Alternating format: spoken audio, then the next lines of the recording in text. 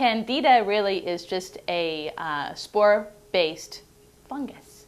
But don't freak out because we all have it and it's just a natural part of us. It's been around since the beginning of time and it actually helps the whole life cycle of everything on the planet. The problem with Candida is when there's an imbalance and when it overpopulates our bodies. It's naturally inherent in our digestive tract. That's where it lives. That's where it should live. We don't want to have too much Candida yeast as opposed to other beneficial microorganisms or microflora in the digestive tract because 80% of our immune system is located in the intestines. So we need to have a healthy balance of Candida organisms and beneficial microflora.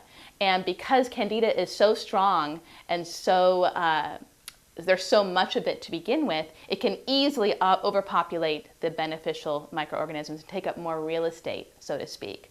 So we need to keep everything in check. That's why it's very important to nourish the healthy flora in the digestive tract by feeding it properly.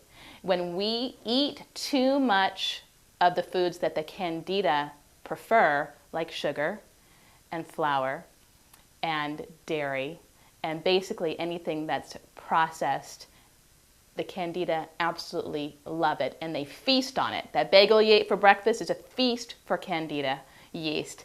The Starbucks that you're slurping on right now, a total feast for the Candida yeast.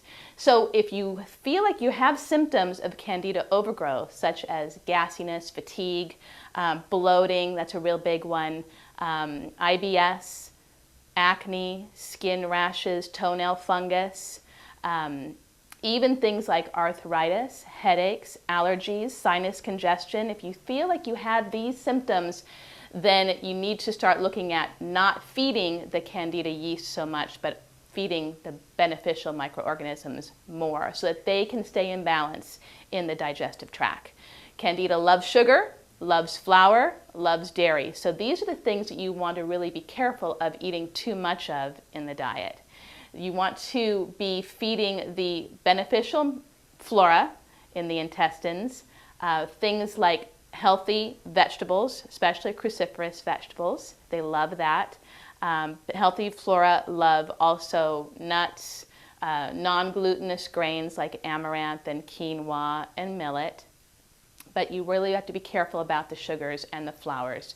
And antibiotics. Antibiotics are another aspect of why there's such a prevalence of Candida in our society. We all have it. We all have Candida yeast, and there are a great population of us who have an overgrowth of Candida because we're eating foods that Candida loves too much.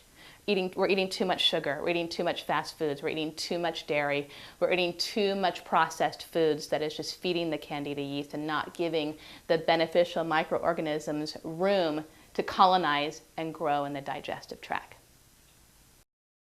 Here's all the fun stuff that you get to eat when you are on a yeast-free diet and one that supports you in defeating that Candida yeast.